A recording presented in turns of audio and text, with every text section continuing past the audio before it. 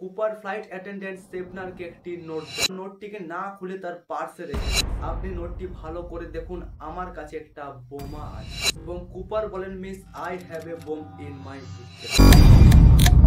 1971 সালে 24 নভেম্বর একজন ব্যক্তি একটি কালো রঙের সুটকেস নিয়ে পোর্টল্যান্ডের আন্তর্জাতিক বিমানবন্দরে নর্থ ওয়েস্ট ওরিয়েন্ট এয়ারলাইন্সের ফ্লাইট টিকিট কাউন্টারের কাছে নগদ অর্থ ব্যবহার করে ব্যক্তিটি ফ্লাইট 305 এর একটি একমুখী টিকিট কিনে। টিকিটে ব্যক্তিটির নাম ছিল ড্যান কুপার, অর্থাৎ ডিবি কুপার।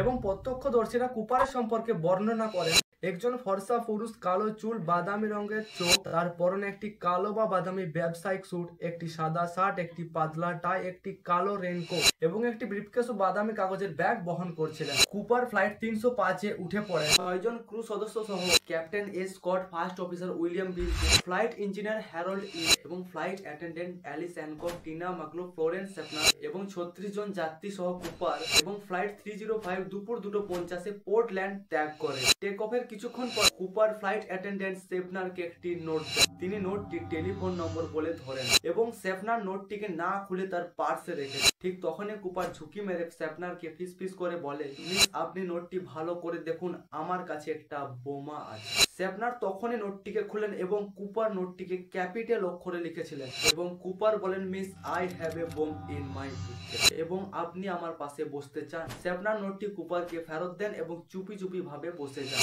এবং চুপি চুপি ভাবে অনুরোধ করেন বোমটি দেখার জন্য। এবং কুপার ব্রিফকেসটি খুললেন, কিন্তু 4টি সিলিন্ডারের মধ্যে 2টি দেখতে পেলেন। সেফনার সেটিকে ডিনামাইট মনে করেছিল এবং কুপার ব্রিফকেসটি বন্ধ করে দেন। তারপর সেফনার পুরো ঘটনাটি পাইলটকে গিয়ে বলে এবং পাইলট পুরো ঘটনাটি নোট ডাউন করতে বলে। তারপর ঠিক বিকেল 5টার সময় ডিপি কুপার যেটা দাবি করেছিল $2 লক্ষ, 2টি সামনের প্যারাসুট, 2টি পিছনের প্যারাসুট, আর ওদিকে ককপিটে সেফনারের সাথে আরেক ফ্লাইট অ্যাটেন্ডেন্ট মুগলো কুপারের পাশে এসে বসে। তখন কুপার দাবি করেন যে সে টাকা পাওয়ার পর সমস্ত যাত্রীদের ছেড়ে দেবে। আর এদিকে ক্যাপ্টেন স্কট পরিস্থিতি সম্পর্কে এয়ার ট্রাফিক কন্ট্রোলকে জানান এবং সিয়াটল পুলিশ ডিপার্টমেন্ট FBI এর সাথে যোগাযোগ করেন এবং তিনি যাত্রীদের বলেন একটি ছোট্ট যান্ত্রিক অসুবিধার কারণ সিয়াটলে তাদের আগমনে বিলম্বিত হবে।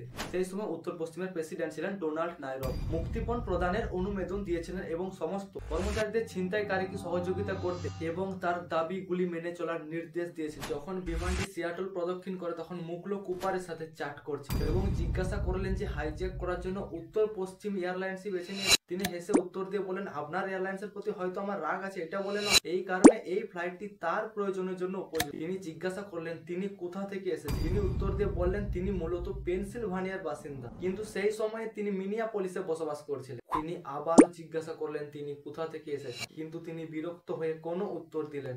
আর ওদিকে সিয়াটল ন্যাশনাল ব্যাংক থেকে $2 লক্ষ মুক্তিপণের টাকা পাওয়া গেছে। যে ব্যাগটিতে মুক্তিপণের টাকা রাখা হয়েছিল সে ব্যাগটির ওজন ছিল 19 পাউন্ড এবং এই টাকাগুলির বেশিরভাগ নম্বর L দিয়ে শুরু। এবং সিয়াটল পুলিশ একটি স্থানীয় স্কাই ডাইভিং স্কুল থেকে 2টি সামনের প্যারাসুট এবং একটি স্থানীয় স্ট্যান্ড পাইলটের কাছ থেকে 2টি পিছনের প্যারাসুট পেয়েছে। এরপর প্রায় 5:24 ক্যাপ্টেন স্কটকে জানানো হয়েছিল যে প্যারাসুটগুলি সিটেকে পৌঁছে দেওয়া হয়েছে। আর এখানে সিটেক বলতে সিয়াটল টোকেমা ইন্টারন্যাশনাল এয়ারপোর্ট। এবং কুপারকে জানানো হয় যে তারা শীঘ্রই অবতরণ করবে। ঠিক 5:46 ফ্লাইট 305 সিটেকে অবতরণ করে। এরপর কুপার যেভাবে বলে ঠিক সেইভাবে ক্যাপ্টেন স্কট রানওয়ের শেষ প্রান্তে বিমানটিকে পার্ক করেন। এরপর কুপার বললেন প্যারাসুট ও টাকা নিয়ে শুধুমাত্র একজন ব্যক্তিকে বিমানের কাছে আসার জন্য এবং একমাত্র প্রবেশ ও প্রস্থান হবে মোবাইল সিঁড়ির মাধ্যমে বিমানের সামনে দরজা দিয়ে। এবং বসে থাকা যাত্রীদের পাশ দিয়ে টাকার ব্যাগটি কুপারের কাছে পৌঁছে যায়। তারপর কুপার যাত্রীদের ছেড়ে দিতে রাজি হয় এবং যাত্রীদের নিরাপদে নামিয়ে দেওয়া হয়, কিন্তু 6 জন ক্রু সদস্য এবং কুপার জাহাজে রয়েছে। কিছুক্ষণ পর কুপার ককপিটে ক্রুকে তার ফ্লাইট টেক অফের নির্দেশ দেয় এবং মেক্সিকো সিটির দিকে দক্ষিণ পূর্ব গতিপথে উড়োজাহাজ না থামিয়ে ন্যূনতম এয়ার স্পিড 185 কিলোমিটার প্রতি ঘন্টা স্পিডে যেতে হবে এবং সর্বোচ্চ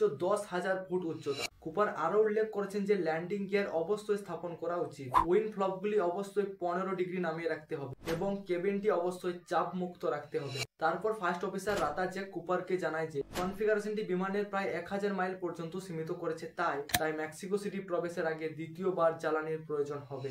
এর পরের ঘটনাটি কি জানতে চান তাহলে কমেন্ট করুন পার্ট 2। দেখা হচ্ছে পরের ভিডিওতে, ততক্ষণে ভালো থাকবেন, সুস্থ থাকবেন, জয় শ্রীরাম।